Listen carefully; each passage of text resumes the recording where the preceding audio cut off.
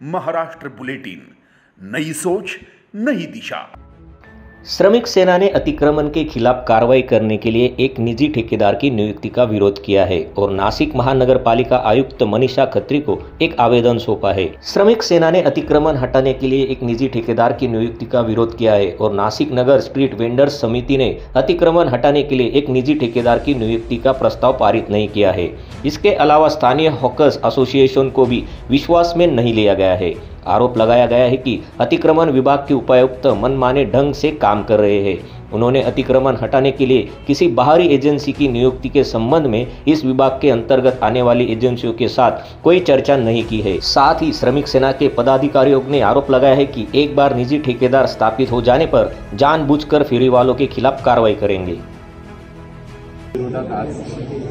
माननीय आयुक्तांना आम्ही निवेदन दिलेलं आहे आणि माननीय आयुक्तांनी आम्हाला आश्वासित केलेलं आहे की आज आम्ही समितीला विश्वासात घेऊन नाशिक शहरातील अतिक्रमण विभागाचा असेल किंवा फेरीवाल्यांसंदर्भात काही निर्णय आम्ही समितीच्या माध्यमातूनच घेऊ असं त्यांनी आम्हाला आश्वासन दिलेलं आहे।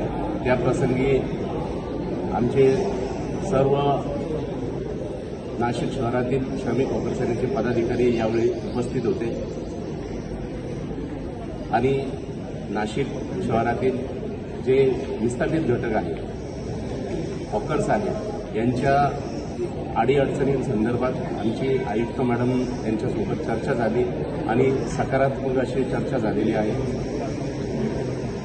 त्या उलट नाशिक महापालिकेने हॉकर्सवर कुठेही अन्याय न करता यांना हक्काची जागा मिळवून देण्यासाठी आम्ही सदैव श्रमिक ऑर्गनायझेशनच्या माध्यमातून सर्व पदाधिकारी कटिबद्ध आहोत। जय हिंद, जय महाराष्ट्र। अतिक्रमण होत आहे त्याचे विपरीत परिणाम आणि आजपर्यंत जे अतिक्रमण विभागाने हॉकरसाठी काय प्रयत्न केले, कशा पद्धतीने त्यांचे नियोजन लावले आणि त्याचबरोबर त्यांच्यापासून कोणत्या प्रकारचा त्रास होतो हे सुद्धा मॅडमच्या समोर आम्ही मांडलं आणि त्याचबरोबर जर खाजगीकरण झालं तर त्याचे विपरीत परिणाम कसे होतील आणि जर का ही चांगली शिस्त जर आपल्या अधिकाऱ्यांना जर लागली तर कशा पद्धतीने नाशिक व्यवस्थितरित्या आपल्याला हॉकर्स बसवता येईल। आणि पंजीकृत फेरी वालों की संख्या फिलहाल कम है, इसलिए निजी एकाधिकारवादी जो अपंजीकृत फेरी वालों के साथ वित्तीय लेन देन करते हैं वे इन लोगों को व्यापार करने में मदद करेंगे और पंजीकृत फेरी वालों के खिलाफ अनुचित कार्रवाई करेंगे।